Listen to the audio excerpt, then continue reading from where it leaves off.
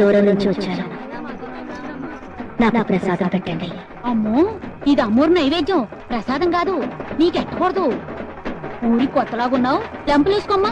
అయ్యో బాగుంది. దూరం నుంచి వచ్చాను, ఆకలని అడిగితే ఇల్లేదంటారేంటి? చూడమ్మా పెద్దావిడ, అది అమ్మోరు నైవేద్యం.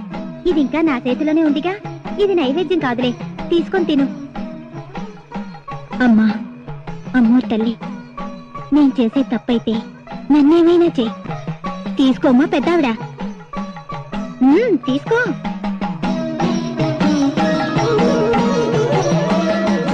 నువ్వు నాకు పెట్టిన ఈ పిడికెడు మెతుకులే ఈ ఊరిని కాపాడతాయి.